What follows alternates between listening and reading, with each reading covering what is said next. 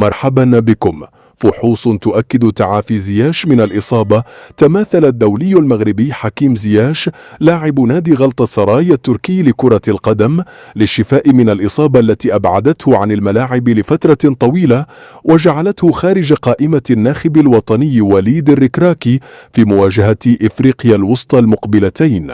وأشارت تقارير إعلامية تركية إلى أن الفحوصات الطبية الأخيرة التي خضع لها زياش أكدت تعافيه من الإصابة وبات قادرا على العودة إلى التدريب تمهيدا للدفاع عن قميص فريقه. وأوضحت التقارير نفسها أن زياش سيكون حاضرا في المباراة المقبلة لفريقه أمام مضيفه أنطاليا سبور بعد فترة التوقف الدولي لحساب الجولة التاسعة من الدوري التركي.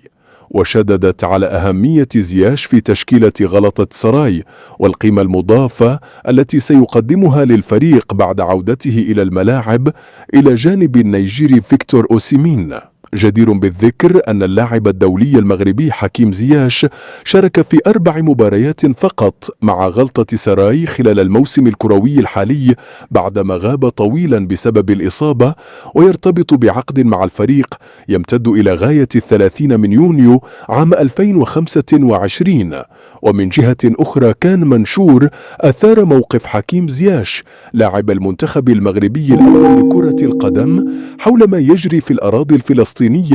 وحول مسؤولية بعض الدول والحكومات منها المغرب في دعم الإبادة الجماعية، ردود فعل متباينة على مواقع التواصل الاجتماعي، بين من عبر عن تأييده لهذا الموقف معتبرا أن دعم المشاهير لقضية الشعب الفلسطيني يسهم في تسليط الأضواء على المعاناة التي يعيشها هذا الشعب ويخدم إشعاع قضيته على المستوى الدولي، وبين رافض الاتهام الرباط بدعم العمليات الإسرائيلية في فلسطين، خاصة مع استغلال جهات معادية لهذا الموقف من أجل شيطنة المغرب وتزكية أطروحة تورطه في دعم الاحتلال.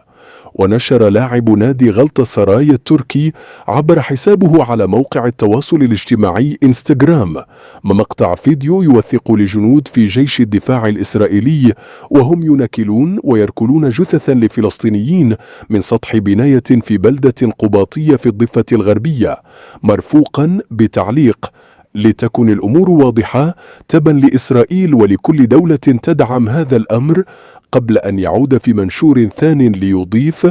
منشوري الأخير موجه أيضا إلى حكومة بلدي المغرب التي تدعم الإبادة الجماعية وكل البلدان الأخرى التي تدعم ذلك،